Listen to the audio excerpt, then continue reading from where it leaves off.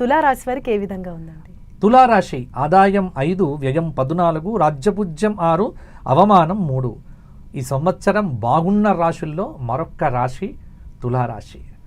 తులారాశి వారికి ఈ సంవత్సరం అంతా యోగంగా ఉంటుంది అని చెప్పవచ్చు.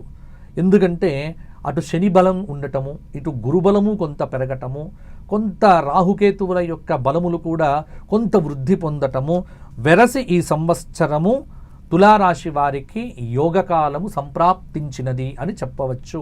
పనులన్నీ పూర్తి చేసుకుంటారు.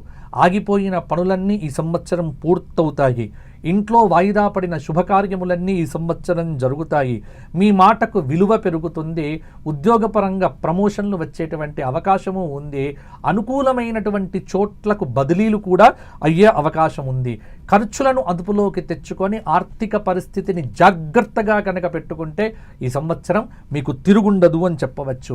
వృత్తిరీత్యా కొన్ని జాగ్రత్తలు తీసుకోవాలి. కళాకారులకు, టీవీ రంగంలో ఉన్నటువంటి వారికి, మీడియా రంగంలో ఉన్నటువంటి వారికి ఈ సంవత్సరము అవార్డులతో పాటు పురస్కారములు కూడా వచ్చే అవకాశం ఉంది. ఖరీదైన వస్తువులు కొంటారు.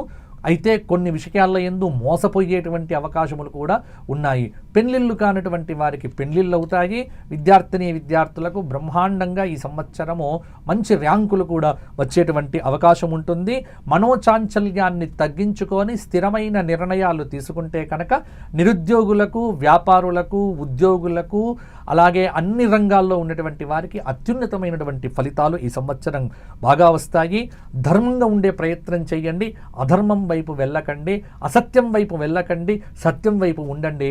తులారాశి వారు సత్యమును, ధర్మమును ఒక త్రాసులో పెట్టినట్టు గనక జీవించగలిగితే ఈ సంవత్సరం తులారాశి వారికి తిరుగులేదు అని చెప్పవచ్చు. తులారాశి వారు ఈ సంవత్సరము హనుమాన్ చాలీసా పారాయణం ప్రతిరోజు, ప్రతి నిత్యము కూడా రాధాదేవి స్తోత్ర పారాయణము చేయటము, ఇవన్నిటి వల్ల మంచి ఫలితాలు కలుగుతాయి. గురువారం నాడు దత్తాత్రేయ ప్రీతిగా గోపూజ చేస్తే సరిపోతుంది తులారాశి వారికి.